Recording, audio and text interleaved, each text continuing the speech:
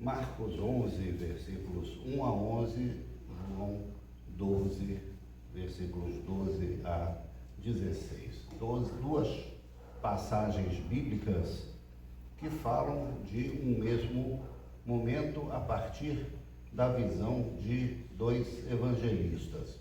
O primeiro de todos, aquele que escreveu o primeiro evangelho mais antigo, Marcos, e o último evangelista, aquele que escreveu depois que muita coisa já tinha sido escrita, depois de todos os outros evangelistas, João.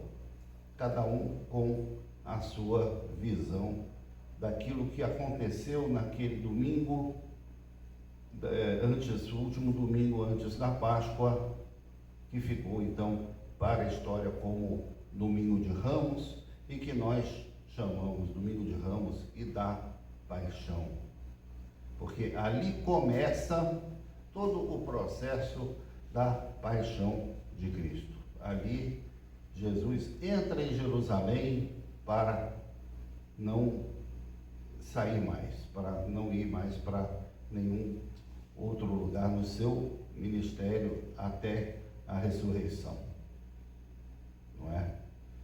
Então esse momento ele é muito carregado de símbolos, como acontece muito nos evangelhos, né? A gente vê pequenos detalhes que tem cada um deles uma determinada representação. Mas o fato é que Jesus estava, mais uma vez, segundo João, que relata outras visitas de Jesus a Jerusalém, Jesus mais uma vez então está indo a Jerusalém para a grande festa do povo de Israel, que era então a festa da Páscoa. E os moradores da Judéia, os religiosos, eles tinham obrigação de participar dessa festa no Templo de Jerusalém. Só quem morava a uma determinada distância é que estava liberado dessa obrigação. Mas quem morava ali perto, todo mundo tinha que fazer uma caminhada até Jerusalém. E isso juntava gente, né? Isso criava ali um ambiente de romaria, como nós conhecemos aqui no Brasil, em várias cidades, né? Em Aparecida, em Belém mesmo, né? Com o Círio de Nazaré, em Juazeiro do Norte, em Bom Jesus da Lapa, né? E outras tantas cidades que tem, Trindade de Goiás, não é? Ambiente de romaria, ambientes em que as pessoas vão pelas estradas, todas para se convergirem em um determinado santuário. Então ali as pessoas estavam tomando o caminho de Jerusalém. E Jesus era um entre esses romeiros, ele com seus discípulos. Ele tinha passado pela cidade de Betânia, onde moravam aquela família muito amiga, né? Lázaro, Marta e Maria. E dali então ele tomou a direção de Jerusalém, que era uma distância que podia ser vencida a pé sem maiores problemas, né? E ele foi então com seus discípulos, mas junto com eles uma multidão, porque estava chegando a época da Páscoa e cada vez mais pessoas chegavam ali. E ele foi reconhecido. Ele era mais um peregrino, mas ele não era mais um simplesmente. Todos já tinham ouvido falar daquele profeta da Galileia que estava então indo para Jerusalém. Muito se especulava o que ele iria fazer em Jerusalém. Muitas pessoas tinham esperança de que ele fosse eventualmente produzir algum tipo de movimento revolucionário dentro da cidade de Jerusalém. Ele fosse insuflar uma multidão para então tomar o governo da cidade. É interessante a gente lembrar uma coisa, que a capital da Judéia não era propriamente Jerusalém. Para os romanos não era. A capital administrativa da Judéia era Cesareia. Era em Cesareia que ficava a maior guarnição romana, era em Cesareia que ficava o palácio do procurador romano, né, Pilatos. Eles tinham em Jerusalém um lugar para ficar, eles tinham uma fortaleza, eles iam regularmente em Jerusalém para conversar com as lideranças judaicas, né, para ver como é que estava a situação da cidade, do templo, etc. É claro que Jerusalém tinha um peso enorme, político inclusive, mas não era exatamente a capital romana da Judéia. Mas de qualquer forma era a cidade onde estava o templo, e o que era interessante ali era o culto que ia acontecer, né, o sacrifício que ia acontecer ali diante do templo, que era o sacrifício do Cordeiro da Páscoa. Então, as pessoas então reconhecem Jesus e começam a ter uma reação eufórica e começam a saudá-lo como um rei. E aí, daí então, essa atitude. É interessante que Marcos narra as coisas numa ordem inversa de João, não sei se vocês repararam. Primeiro, Jesus vai atrás de um jumento para ele montar, e quando as pessoas o veem montado em um jumento, como, né, na ilustração, aí elas arranjam então folhas de palmeira, né, e forram o caminho onde ele ia passar com essas folhas de palmeira e adornam o lugar onde ele ia passar, de uma forma espontânea, né? João diz que quando as multidões viram Jesus, elas já se encarregaram de quebrar galhos e folhas de palmeira, e já onde Jesus passava já estavam adornando o caminho com essas folhas. E no meio do caminho, então, Jesus consegue lá um jumento e monta nesse jumento. Mas a manifestação, ela já tinha começado. Interessante essas diferenças de relato dos dois evangelhos, que de maneira nenhuma são conflitantes, mas que mostram a riqueza, né, da cena, do acontecimento, né? Então, Jesus entra em Jerusalém com esse clima de festa, esse clima de festa do povo, festa espontânea. É interessante também a gente ver o seguinte, que duas situações no Antigo Testamento relatam essa cena do líder entrando na cidade montado no jumento. Uma é de Salomão. O rei Salomão entrou em Jerusalém para assumir o trono montado em um jumento. Não lembro aqui de cor exatamente a passagem, mas eu lembro que isso aconteceu. Quem era Salomão? Fala assim mais exatamente. Salomão era filho de quem? Davi. Filho de Davi, olha só. E como é que as pessoas chamavam Jesus? Filho de Davi. Filho de Davi. A ligação é imediata. Porque as pessoas sabiam da história de Salomão. Não é? Outra coisa é a profecia de Zacarias. Zacarias falava também de um novo rei que iria governar Jerusalém depois da volta do exílio. Zacarias foi um profeta pós-exílio. Ageu e Zacarias atuaram quando o povo de Israel tinha sido liberado pelos persas para retornar a Jerusalém, reconstruir o templo, reconstruir a cidade. Certo? Então Zacarias falava, olha, vai chegar um novo rei aqui na cidade e ele vem montado em cima de um jumento. Era um anúncio de uma nova era, porque aquela era que tinha provocado o castigo, a calamidade do exílio, aquilo era passado, aquilo não ia acontecer mais. Zacarias profetiza aqui com a esperança de um novo reino, de uma nova maneira de governar, de um reino de justiça, de um reino sem opressão, de um reino sem falsidade, não é? Por isso esse rei, ele não iria chegar montado a cavalo, ele não iria chegar montado com um aparato militar, porque o cavalo era o tanque, digamos assim, dos antigos exércitos, né? O cavalo era um animal de combate. Grandes exércitos tinham uma grande cavalaria.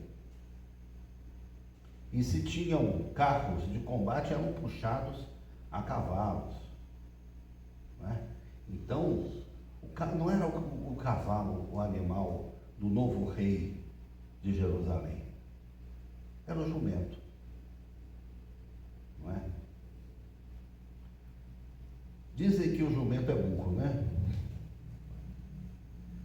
Existe o animal burro e existe o animal jumento, né? E, no entanto, o jumento é mais inteligente do que o cavalo em muitas situações. Muito mais provável o cavalo cair num buraco, entrar em alguma situação por causa da sua impetuosidade, da sua velocidade, por não estar devidamente domado, etc., do que o jumento. O jumento empaca. E quando o jumento empaca é porque ele tem um motivo. Ele não empaca à toa. Então que isso seja visto como inteligência do bicho, não burrice, né? Como a gente costuma dizer. O jumento aprende um caminho e segue esse caminho. Não é? Então, é esse animal ao mesmo tempo manso, mas extremamente sensível, extremamente inteligente, que Jesus escolhe para acompanhá-lo na entrada de Jerusalém. E não o cavalo no qual ele poderia se apresentar, sim, como um comandante, como um chefe revolucionário, né, como a gente vê nos monumentos, né, um monumento célebre, monumento de Emiliano Zapata, no México, né, montado em um cavalo empinado, né, e outros grandes conquistadores, grandes revolucionários, né, da história, que sempre aparecem em estátuas equestres, né, como se costuma dizer, montados em cavalo. Não era essa a estátua que Jesus queria, porque não era essa a sua proposta de tomar o poder dessa maneira, de construir uma sociedade a partir dessa tomada do poder. Não era isso. Não era para isso que ele estava chegando em Jerusalém. Uma coisa que muitas pessoas chamam a atenção, e eu acho que é importante até a gente ter clareza, é o seguinte, é que eles dizem, pois é, Jesus foi recebido em Jerusalém com aplausos, né, com uma apoteose, com toda aquela forma alegre, né, muito bem recebido na cidade, mas no dia da crucificação, aquela mesma multidão que estava aplaudindo Jesus estava amaldiçoando Jesus. A mesma multidão que acolheu Jesus na cidade durante o interrogatório de Jesus gritou: crucifica-o, crucifica-o. Eu acho que é importante a gente ter clareza de que não era a mesma multidão. Não era a mesma multidão. Porque quando Jesus entra na cidade, ele está acompanhado de todo o povo que ia adorar no templo, de pessoas realmente das classes mais humildes, aqueles que iam cumprir a sua obrigação religiosa, como fazia todos os anos, não é? De uma forma muito espontânea. Mas no momento em que Jesus é preso, no momento em que ele é levado para interrogatório, no momento em que ele é apresentado diante de Pilatos, havia assim não vou dizer uma multidão, havia um agrupamento de pessoas que tinha se concentrado ali e que tinha acesso ao palácio onde essas coisas aconteciam. Mas não era qualquer um que entrava ali. Não era qualquer um. Pedro, por exemplo, ele quis acompanhar todo o processo, ele queria estar ali de alguma forma, se não ao lado, mas pelo menos à distância, vendo o que ia acontecer com Jesus. E foi reconhecido. Disse: ei, você aí com essa roupa de Galileu. Porque quem vinha da Galileia vinha vestido de Galileu. Né? Não tinha loja para comprar roupa internacional, né? Como a gente compra hoje, que nós, os americanos, os europeus e os africanos usam a mesma camisa polo, a mesma calça jeans. Não, as pessoas traziam na sua roupa a sua identidade geográfica, étnica, não é? Tem um deputado federal que faz parte da mesa diretora da Câmara, que em todas as sessões ele se apresenta nas sessões vestido de gaúcho, lenço vermelho, camisa branca, bombacha. Ele não usa chapéu, poderia usar chapéu de gaúcho, e é permitido pelo regimento da casa o uso de roupas típicas regionais. Se o nordestino quiser, por exemplo, aparecer lá com roupa de vaqueiro, um gibão, com chapéu, é permitido pelo regimento da Câmara o parlamentar se apresentar dessa maneira no plenário. E o deputado Pompeu de Matos, ele sempre dirige as sessões piochado, como se diz lá no Rio Grande do Sul, com essa roupa típica. Então, Pedro usava uma roupa de Galileu, assim como os outros discípulos, e olharam para ele assim, e disseram: essa roupa é de Galileu, vocês é um dos que andavam com ele. E aí temos o célebre episódio da negação, não é? Porque não permitiram que Pedro ficasse ali assistindo. Então, aquela multidão que exigiu, que reivindicou a crucificação de Jesus, que pediu a libertação de Barrabás, que fez todo aquele teatro, porque aquilo tudo era combinado, não era definitivamente, para mim, pelo menos, a mesma multidão que o acolheu na cidade. A chegada de Jesus em Jerusalém, ela representa também um marco no seguinte sentido: ela marca a chegada do Evangelho na cidade. Até aquele momento, o Evangelho tinha andado ali pela Galileia, por Samaria, pelo interior da Judéia, pelas diversas aldeias ali que Jesus percorria. Mas, entrando em Jerusalém, o Evangelho chega na cidade. E se nós observarmos todos os acontecimentos depois da ressurreição de Jesus, depois do dia de Pentecostes, quando então os apóstolos se dispersam pela Judéia, por Samaria e por outros lugares, aí a gente começa a compreender que o Evangelho ganhou força e se expandiu e se espalhou pelo Império Romano de cidade em cidade. Então o Evangelho chega a Samaria, que era uma outra cidade de importância, chega a Antioquia, onde Paulo se converte, chega depois a outra Antioquia, lá na Ásia Menor, chega a Derbe, Icônio, Listra e outras cidades, e depois entra pela Europa na cidade de Filipos e Corinto, etc, etc, etc. E sempre a gente vai ouvir falar então da pregação do Evangelho em cidades importantes do Império Romano. Notadamente Corinto, que era talvez a terceira, quarta cidade mais populosa do Império, até chegar em Roma. Então o Evangelho passa a ser um fenômeno basicamente, digamos assim, urbano. Ele se expande nas grandes cidades. E dali ele se irradia, então, para todo o Império Romano. Esse é o marco que representa, então, a chegada de Jesus em Jerusalém.